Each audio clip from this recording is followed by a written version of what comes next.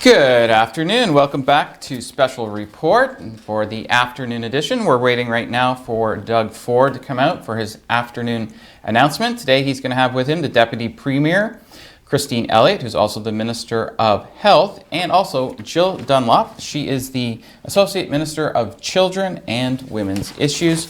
As you can see on your screen there, that's the podium, and we're just waiting for them to come out. We haven't got the 2-minute warning yet from that, but we will shortly. And once again, Dan is joining me this afternoon. By the way, thank you for KC Securities for sponsoring Special Report morning and afternoon edition.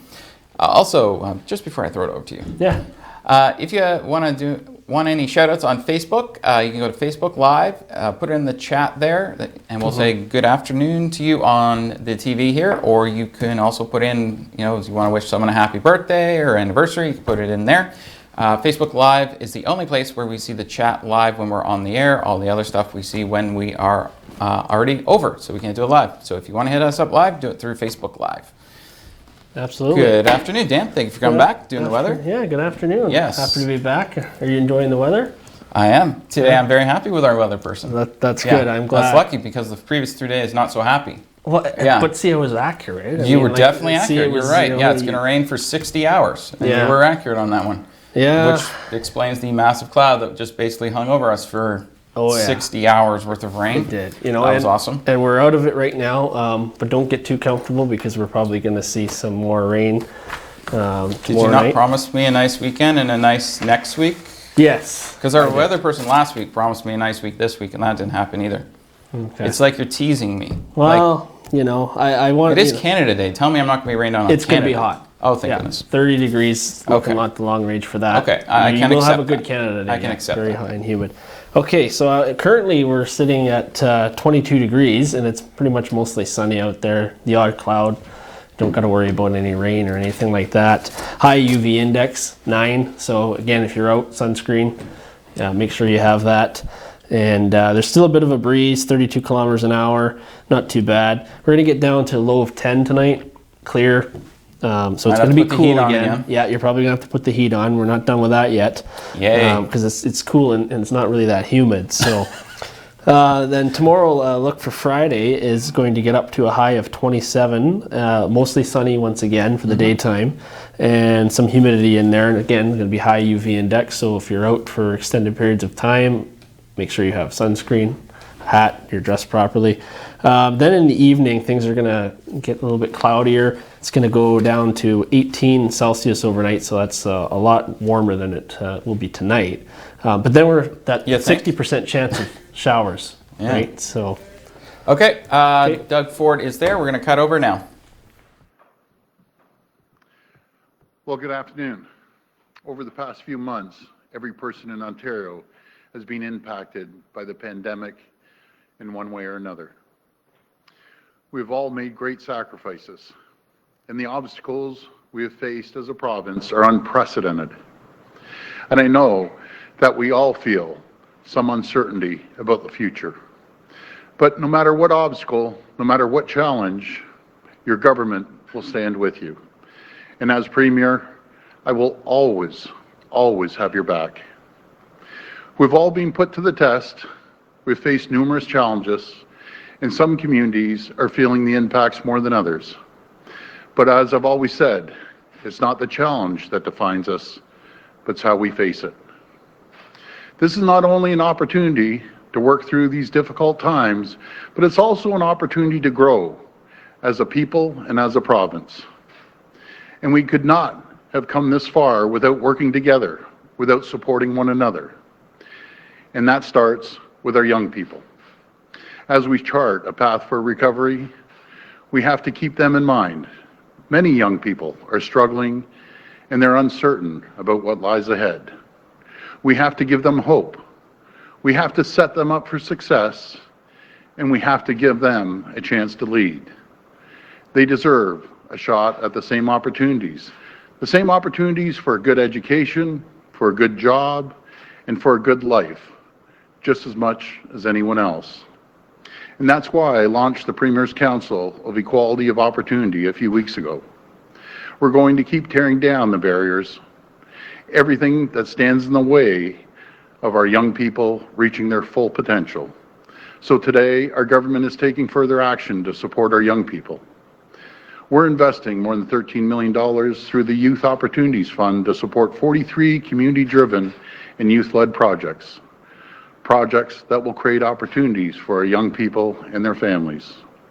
This funding will support local organizations doing amazing work in their communities all across the province.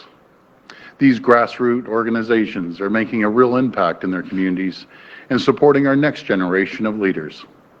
We will continue to remove the barriers to success for our young people so each and every one of them can participate as full members of our economy and of our community. Because when we invest in our young people today, they can build a better tomorrow. Thank you, and God bless the people of Ontario. Now I'll hand it over to Minister Dunlop.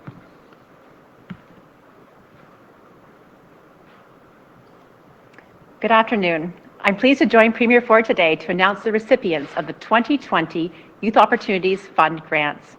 I want to begin by offering my congratulations to all the organizations chosen this year.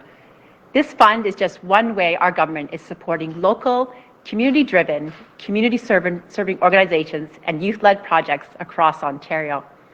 We are committed to helping young people and their families enhance their skills, connect with mentors, and develop stronger relationships in their communities. This year, 43 grantees have been selected to receive more than $13 million to support innovative projects in communities across our province. These projects will be led by youth and local leaders, and they will focus on issues they are passionate about. Some examples of these projects include Black Moms Connection, which will provide programs that build economic empowerment for Black mothers. Immigrants francophones d'Afrique pour l'intégration et le développement will provide support for newcomers from francophone African nations to navigate financial systems in Canada. Earthling Art Collective will help youth leaving care and the justice system to access mentorship opportunities and develop new skill sets. And Mizwe B Aboriginal Employment and Training will help Indigenous youth in the GTA access employment and training opportunities in the skilled trades. These projects and all this year's successful grantees understand the unique needs and identities of the children, youth, and families in their neighborhoods. They are in the best position to build local connections and develop solutions that fit the specific needs of the young people and families they serve. Stronger communities can't be delivered top-down from Queen's Park. They can only be built from the bottom up by the individuals and families who live there. Congratulations once again to the 43 successful community builders we are honoring today. I look forward to further working with these organizations to strengthen communities across Ontario.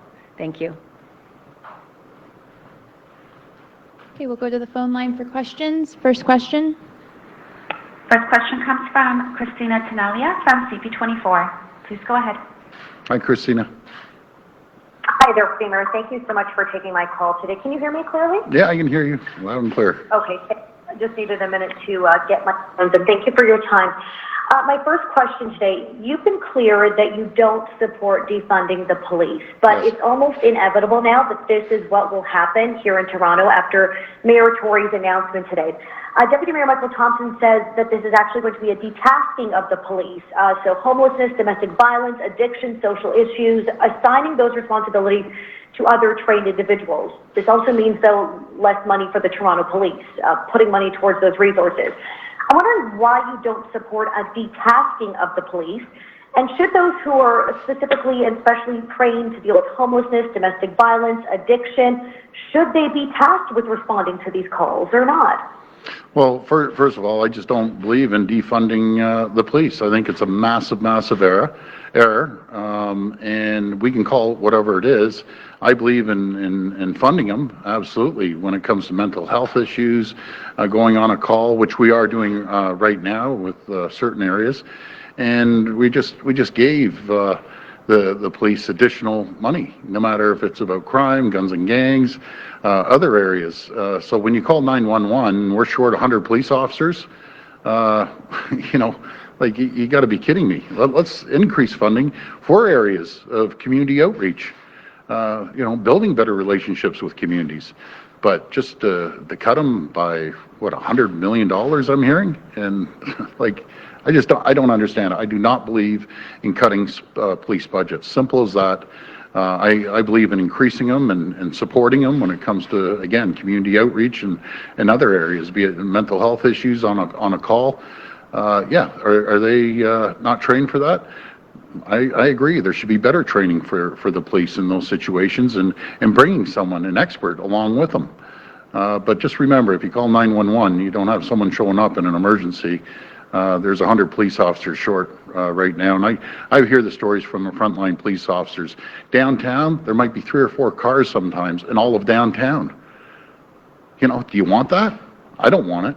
And I'll tell you one thing, I guarantee you the vast majority of the people, when you call 911, you expect the call to be answered, you expect the police to be there like ASAP, depending on what the 911 call is about. Follow-up? Premier, I'm just wondering, because Mayor Tory, what he said today, and we've heard this from many people in the community, Mayor Tory said you cannot say that it is a system that is working when we have seen very recently instances of people in distress, police are called, and that person ends up dead. Now, we don't know all the details of some of these more recent cases yet, but I think everyone would agree that when you call police and someone is in mental distress, medical distress, in a crisis situation, how are people ending up deceased? Well, you know something, you make a very valid point, and that's where we need extra strengths with the police. We need more funding for issues that when they go on a call, and if it's a mental health call and someone has an issue, just like you're seeing in Brampton right now, they have their team there. And yes, that's not a problem, but simply you tell the police you're cutting 10% and reallocating it somewhere else. Guess where they're getting it from? They're going to cut 100 police officers off the streets. I don't believe in cutting the police officers off the streets. I believe in increasing and supporting them on the different issues, no matter if it's community outreach or again, mental health issues. But you just don't cut frontline police officers, and that's what will end up happening. I'm not saying he's wrong. What I'm saying is you don't cut police. Ask for increased funding. Ask the feds. We gave a ton of money when it came to guns and gangs. I'll pitch in too. But let's get the feds involved, the province involved. But I do not want to see frontline police officers cut. Next question. Next question comes from Rob Ferguson from the Toronto Star. Please go ahead. Hi, Premier.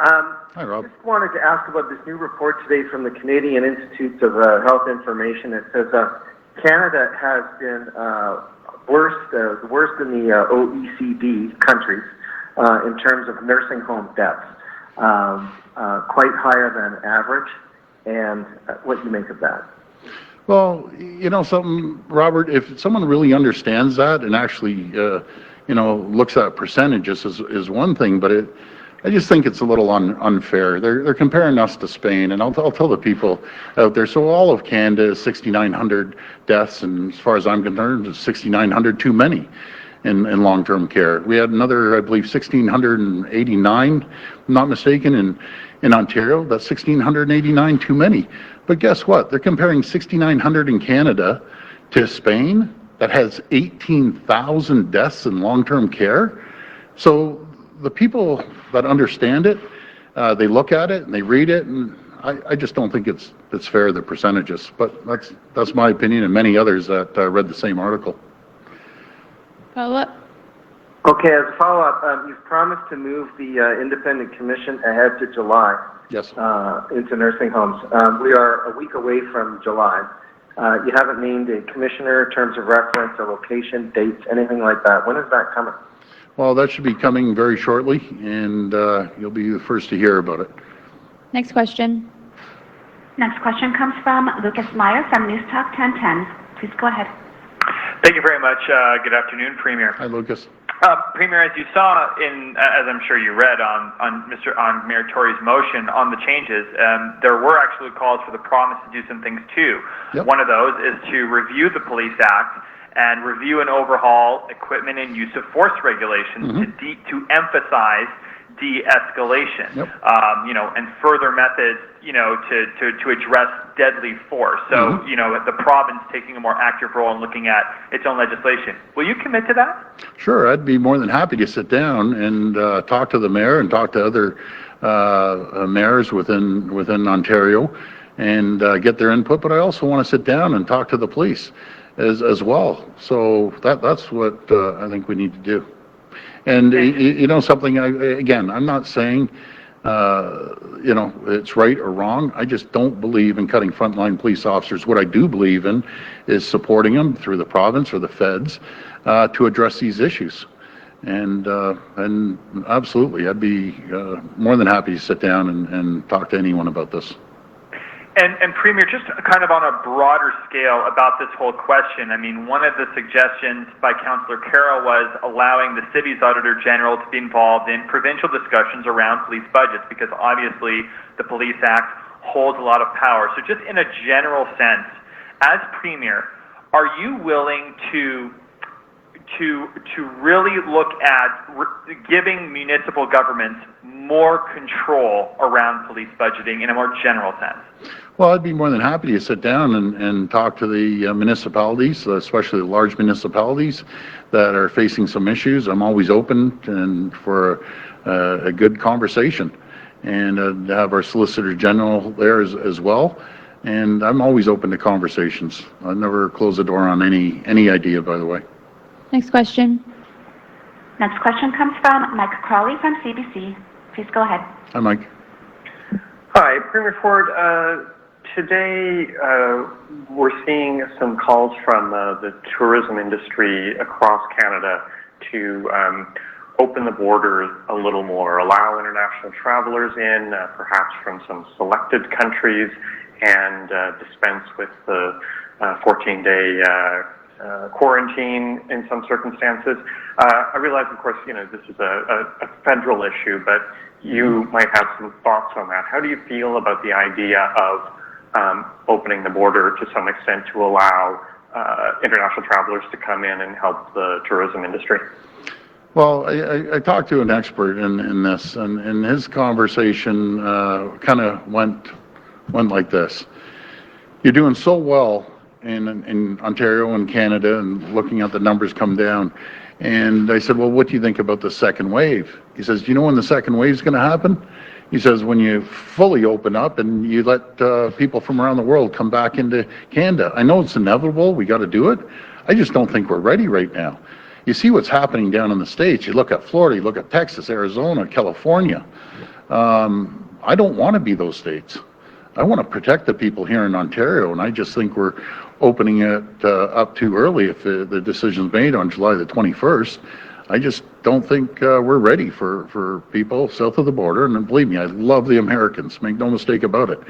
But not when their COVID cases are just spiking right now. And I'm just not in favor. I got to protect the people of Ontario. Business is still going back and forth. The goods are going back and forth, so that's the most important. Follow up. On another topic, Premier, Quebec has announced that because their COVID-19 numbers are declining, that they're not going to actually release the data. The Ministry of Health in Quebec is not going to release the data on a daily basis. They're now only going to release it weekly. What's your commitment for Ontario's release of COVID-19 data while the pandemic is continuing? I'll pass this to the Minister of Health. It's really important in Ontario, as the Premier has always said, that when he knows something, the people of Ontario will know something. And so we're going to continue to report that information daily. That is important to a lot of people. They want to know how many new cases we have. They want to make sure that the numbers are going down, which happily they are, and they want to know how many tests we're doing as well. Yesterday it was 27,000 tests with under 100 new cases. So we're making progress, but that's something that we believe the people of Ontario are entitled to know on a daily basis. Next question. Next question comes from Colin DeMello from CTV. Please go ahead. Hi, Colin. Hi, good afternoon, Premier. I just had a question about long-term care. So the Ontario Long-Term Care Association has said that your government is not really preparing Ontario's long-term care homes for a second wave of the virus. They say that beyond the action plan that was announced back in April, nothing really has been done since then. So can you tell us, how is your government specifically preparing long-term care in this province for the second wave? Well, Colin, I'm going to address a story that was floating out there. First of all, that's what I want to do. There was a story, and it was it didn't come from you, but you know, we all have a responsibility to do our due diligence, and I guess the Post media, they ended up scrapping it, but it kind of got out there anyways, and it was riddled full of errors, and it's simply not true about us saying we aren't going to fund hiring staff at long-term care, and the facts speak for themselves, and this rolls into what are we doing to prepare for a second wave. We've increased funding for long-term care, $243 million of new funding, and we immediately injected it into the sector to help deal with the COVID. And we made it flexible. Those are the magical words. And there was $25 million for emergency funding, another $88 million for prevention and containment of the virus, another $130 million to create additional capacity in homes. We also increased the level of care funding by 1.5% and provided over $8 million to help support the staff wage subsidy and the pandemic pay. And, you know, I've stood here time and time again and said we're going to fix a broken system that we inherited. And after the Wetlaufer inquiry, we launched a working group on long-term care staffing strategy. And, you know, we'll recommend some real long-term care sustainable options, and we're waiting for them to come back to us. But on the funding mechanism, when we gave $243 million on that, the minister actually wrote them a letter saying this is flexible funding, and by the way, you can either hire more staff or you can increase the pay to the people. And we actually have letters back from long-term care homes saying thank you very much. And not all the cases, some decided to bump up wages, but the majority of them said we're hiring more staff. So again, the working group that we put together was launched in February, and we're expecting a report back very soon. And these changes will be part of a broader reform, but I'll tell you, as soon as we get that, I want to give long-term care more money. So I just want to put a clarity on that conversation. So that's some of the things that we're doing to help long-term care. Follow-up? All right, thank you, Premier. And on another topic, my family went to a park yesterday, and we noticed people on the tennis court, a public pool being prepared to open, you know, kids training for the baseball season. But the only place that was empty was the jungle gym. I think a lot of families are wondering when can their kids go back to the playgrounds and actually start enjoying those that equipment. When can those kids get onto a playground again? Well, I think when we hit stage 3, phase 3 per se, I'm sure after a consultation with our Chief Medical Officer of Health and our Minister of Health and our health team, they'll decide that factor. Right now, I guess they're keeping them closed. But again, even when we make that decision, Colin, it's going to be up to the regions, be it the city or any region. People, you know, don't underestimate the power of local chief medical officers of health under Section 22. So we could say open up the playgrounds and they could shut them down in a certain region. And I think that's a good thing that they're able to do that, because every region's different. Next question. Next question comes from Randy Rath from Sage TV. Please go ahead. Hey, Randy. Hi, Premier. We're seeing evidence of an increasing number of people buying into conspiracy theories about COVID. A Niagara councillor from Port Colborne says that she's seeing employers in her area calling it a planned demic and not taking it seriously and discouraging their employees from wearing PPE. Are you worried about that sort of thing spreading in the province? Well, I think that'd be irresponsible of any employer. Every employer should have hand sanitizer, have the option of wearing a mask. They should encourage social distancing within the workplace. This isn't over. I can't stress it enough. We're doing great because everyone listened. All 14.5 million people have been fantastic. Everyone's been great. The media's been great. The companies have been great.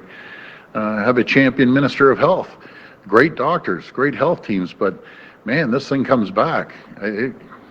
That's what concerns me. So we have to stay focused, and we can't let our guard down for a heartbeat. We let our guard down, and look what happened to Florida. Look what happened to California and Arizona and Texas. That's what happens when you're reckless, you're careless, and you let your guard down. So when possible, wear a face covering. Follow up? Okay, and if we do see a resurgence, numbers spiking up again, is there a plan to shut it back down? Do you have protocols in place and a plan to go back to stage one if that's necessary in some regions? Well, we're going to have to look at the numbers if that day comes, and let's just pray it doesn't come. But I can tell the people of Ontario, all of us, and I'm including, when I always say the people, it's all of us combined. When I talk about this, are we better off and better prepared than we were? I think 100 days was yesterday, over 100 days ago. We're so much better prepared. We're better prepared on the procurement system with the PPEs. Our hospitals are better. And welcome back. That was Doug Ford's press conference today. He was also joined, as per usual, with Christine Elliott, the Deputy Premier and Minister of Health. And today he was joined by Jill Dunlop, Associate Minister of Children and Women's Issues. When we had to cut over to Doug Ford there, we had to cut you off on your weather. So let's hear the weather again, because it is kind of good. Yep. And then we have a breaking news story. As you can tell, our breaking news is up behind us. So Producer Mike working his magic. Mike working hard in the back room. Yeah, so I'll quickly run over the weather again here. So again, currently 22 degrees, high of 23 today. Low of 10 tonight, clear. It's going to be cooler. Friday, tomorrow, it's going to be high of 27 degrees. Going to be some humidity, mostly sunny. And then in the evening, we're going to see the clouds come back and potential for some showers overnight. 18 degrees is your low. Saturday, high of 26. Going to be mix of sun and clouds. Again, there's that humidity there, and a low of 12 degrees overnight, and it clears up and it cools down a bit. And looking ahead, going to be very hot for next week and very humid. And we're going to see a live look now of downtown Sault Ste. Marie, right near City Hall. As you can see, it's nice and sunny, no rain in sight. So get out and enjoy the day and wear your sunscreen. It's nice when you see the downtown camera with no water drops on it. It is. It's a nice day when it's not blurred by water dripping across the camera. Yeah, absolutely. So now, time for our breaking news. The Suppression Unit and Drug Enforcement Unit just arrested 3 individuals, 28-year-old Ashley Jeanette, 41-year-old Jennifer Lipinski, and 32-year-old Curtis Smith for possession of controlled substances for the purpose of trafficking. This is what they found when they did a search warrant in the 500 block of Northland Road. They found 15.9 grams of methamphetamine, 6.4 grams of MDMA, 43.9 grams of fentanyl. That's enough to kill a couple hundred elephants. 2.2 grams of cocaine, 2.4 grams of heroin, brass knuckles, a .22 caliber rifle, and $15,070 in Canadian currency. And the estimated street value of the narcotics was just over $25,000. I cannot believe they had 43.9 grams of fentanyl and only 2.4 grams of heroin. Yeah, that's insane. And thank you to the Sault Ste. Marie Police Service for a job well done, especially getting that fentanyl off the street. Absolutely, that stuff is dangerous. This is important. So for sure. Speaking of dangers, the OPP, starting on Saturday, June 27th, will be starting a week-long Canada Day Road Safety Initiative. Not sure where the week-long and Canada Day mixes in there, because Canada Day is one day, but whatever, OPP, good job. Anyways, this is what they're going to be looking for. Big 4 offenses. The big 4 offenses are alcohol or drug-impaired driving, inattentive driving, in other words, don't be on your cell phone, aggressive driving, people weaving in and out, also a lack of occupant restraint use, meaning people aren't wearing their seatbelts. I know the other day I saw some people in the back of a pickup truck driving around and I'm pretty sure the pickup trucks don't come with seatbelts in the back, in the back of the truck, so they're going to be looking for that. However, also, they want you to know that it's any vessel, not just a car or truck or SUV. If you are on the water or on an ATV on a trail, the same fines and penalties apply as if you're in a car. My show is not on at 7 p.m. tonight. There will be a festival show on instead. See the news at 5. See you tomorrow. Take care.